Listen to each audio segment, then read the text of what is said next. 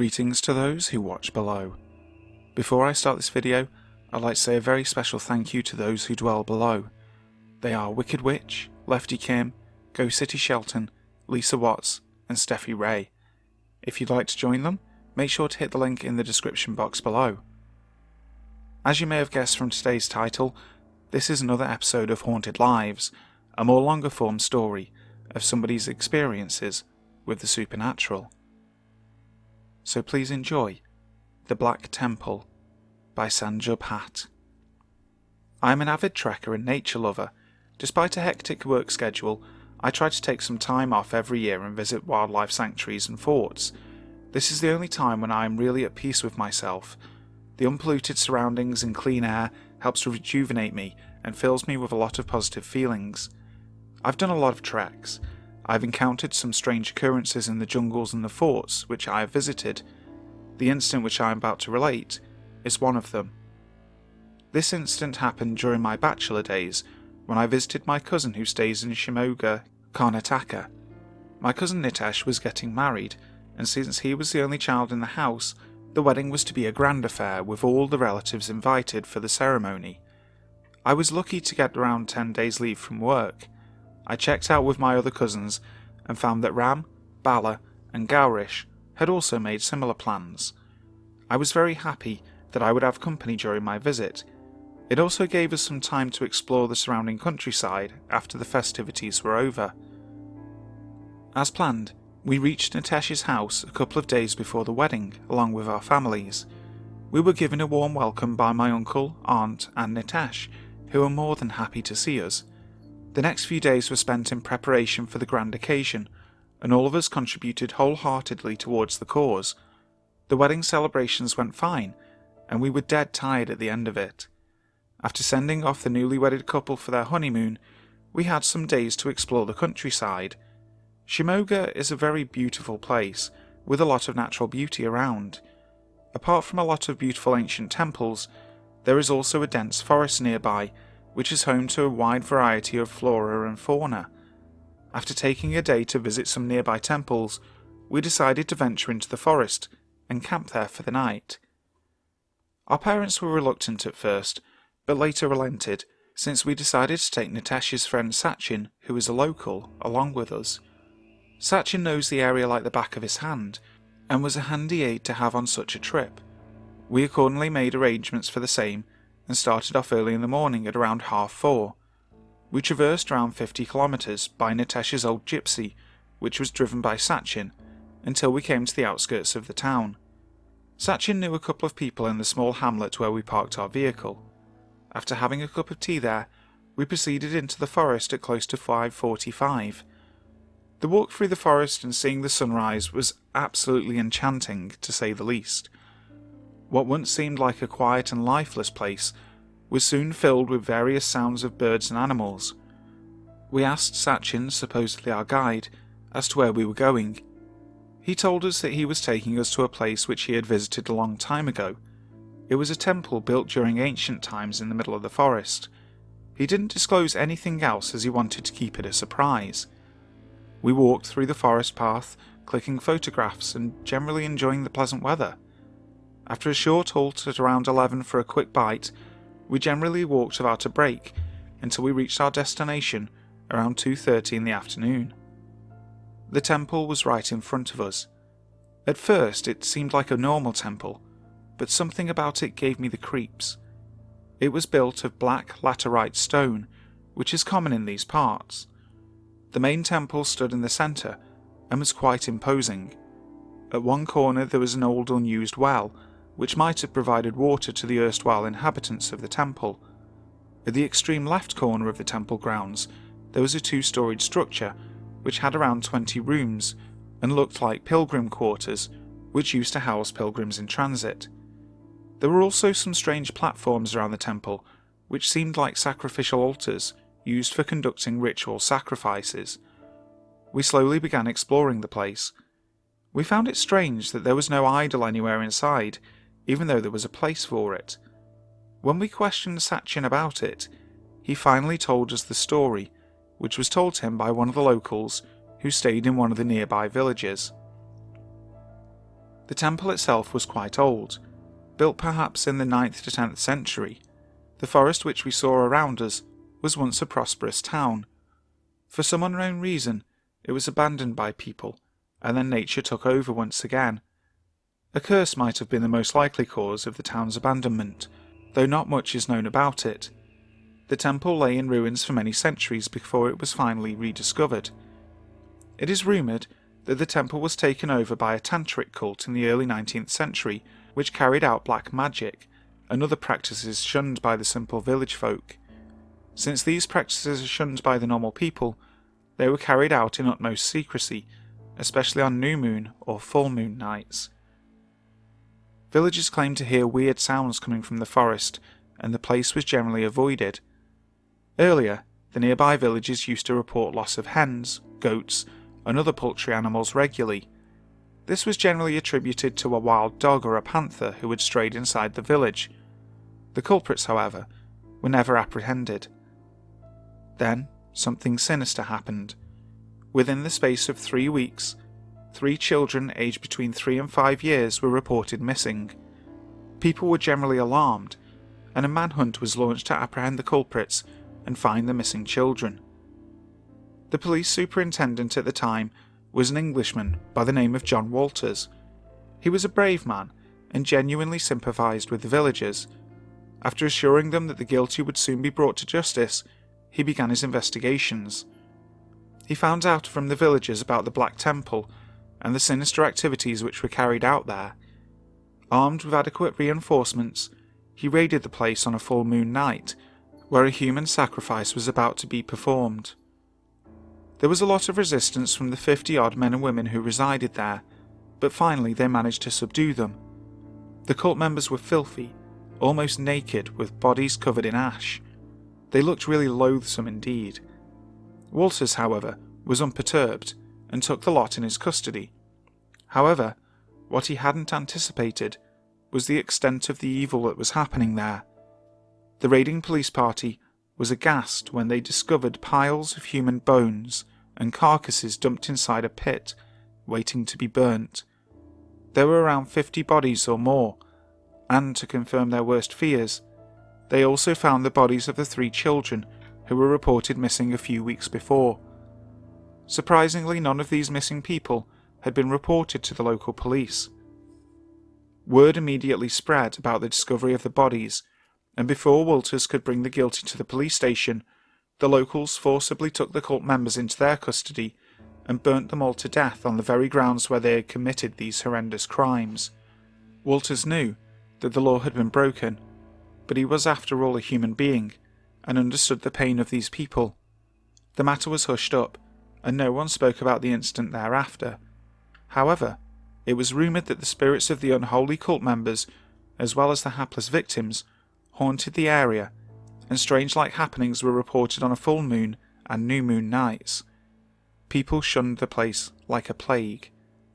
Now this was the story told to us by Sachin, but he himself didn't know whether it was true or fabricated by the village folk. It seemed to be a tale concocted out of a Bollywood masala movie. However, something didn't seem quite right about the place. I could definitely feel some strong negative vibes coming from it. After hearing the story from Sachin, Bala and Gaurish were scared, wanting to leave the place immediately. However, Ram and Sachin comforted them and told them the story might be a whole lot of gibberish after all. It was close to 4 p.m, and it would have been impossible to head back and reach home. There was also a risk of getting lost in the forest in the dark. Our best bet, therefore, was to spend the night inside the main temple and leave early morning the next day. To make matters worse, it somehow started raining when it was in the peak of the summer season. Dark clouds suddenly covered the sky, and it started raining cats and dogs. We had to take shelter inside the temple, which seemed safe at the present. Slowly unpacking our things, we tried to make ourselves comfortable inside. The temple had a huge wall where devotees might have gathered for prayers, and there was a place at the far end of the hall where the main idol might have been placed. There were 3 entrances into the temple, one from the front and one each from the right and the left. The place was in ruins, as it had not been used for a long time. Ram and Sachin, the brave ones, explored the temple, which was quite dark inside, and tried to ensure that it was safe, lest a wild animal might have made the place its den in the absence of any human existence nearby. No animal was found, and we therefore were reassured, and sat down and hungrily ate sandwiches which we had packed for the trip. The depressing weather, coupled with the rains, made Gowrish really nervous, but there was nothing we could do until the next morning. We were extremely tired after the day's trek, and decided to take a nap, which we hoped would refresh us. It was close to 8 p.m. when Ram and I woke up. The others were still sleeping. When I peeked outside, I found that the rains had stopped, and the whole area was dark, as though it was a new moon night. It felt very eerie indeed in that strange place, and I couldn't help wondering how Gowrish would feel upon waking up. Ram told me that he wanted to go out to answer the call of nature. I volunteered to come along, but he told me that he would be fine and would be back in a jiffy. I told him to take care, and take the torch along with him. In the meanwhile, Sachin, Gowrish and Bala had also woken up. Gowrish seemed nervous, and Bala and Sachin were busy consoling him, when suddenly Ram came running inside. He was dirty and covered in mud, breathless, and seemed very scared. He was initially incoherent, but after drinking some water, he calmed down sufficiently to tell us what had happened. He had gone to the edge of the temple grounds to relieve himself, since being a Hindu, he didn't want to disturb the sanctity of the place. Suddenly, he heard a noise coming from behind. He flashed his light in the direction of the noise, but couldn't see anything apart from the dark forest. He ignored it, thinking that it was his mind playing tricks on him. When he was relieving himself beneath the tree, he felt someone standing very close behind him. When he turned around, he saw a faint figure of a woman and a child standing a few feet away from him. He was startled at these events, but quickly gathered his wits and tried to find his torch. But when he flashed the torchlight, there was no one there. He was absolutely sure he had seen somebody and was scared indeed. He quickly started running towards the temple to tell us what happened. Unfortunately, in the dark, he slipped in the wet mud and fell down. When he was trying to slowly get up, he heard someone laughing hysterically behind him. This time he gathered his entire strength and ran towards the temple entrance somehow, and found us there. Sachin and Gowrish were calming Ram down, while I and Bala decided to check the rest of the two entrances to the temple to see whether there was anyone there. I checked the second entrance and found nothing unusual. However, there was a small room in the temple which we hadn't checked before. I cautiously stepped inside and flashed my light inside the room. It was completely empty, but absolutely clean, as if someone was staying there. Before I could think of returning and informing the others about my discovery, I heard a noise behind me. I immediately turned and saw 3 women standing at the door. Their attire was strange and not in tune with current times. They had ash smeared on their foreheads and their hair left open. One lady had a light in her hand, while the other 2 stood behind her staring at me. Then, slowly, they started advancing towards me inside the room. I was trapped inside as there was no other exit. Expecting the worst, I crouched to one corner with all the trio advancing steadily towards me. When they were a couple of feet from me, gathering all my willpower and strength, I held out a locket of Lord Maruti, which I always wear around my neck, tightly, closed my eyes and said a silent prayer. When I opened my eyes, I found the room dark and empty, except for the beam of light coming from my flashlight. Not wasting a moment, I rushed out to be with my friends. In the meanwhile, Bala was at the third entrance, where he suddenly saw some people lighting a fire for some tantric ritual which was about to be performed. Bala later told us that their description exactly matched the satanic cult members who had been burnt alive on the grounds over a century ago. Both of us returned to the rest of the gang almost at the same time, sweating profusely. We both related our own personal nightmares to the rest. Not wanting to spend another minute at the unholy place, we immediately started packing our bags to leave. It was around 10 p.m. at the time. As soon as we were outside the temple, an eerie sight greeted us. we saw the three ladies who I had seen in the room, along with the men seen by Bala, outside standing a couple of meters away from the main temple entrance, staring at us angrily for disturbing their ritual. Not knowing what more to expect, we ran out as far as our legs could carry us, leaving the temple grounds behind us. We were now in the main forest area, without a clue as to where we were. Heaving a sigh of relief, we started walking, hoping our ordeal was finally over. We were horribly wrong in this assumption. Whichever route we seemed to take in the forest also seemed to bring us back to the same spot, which was just outside the temple grounds.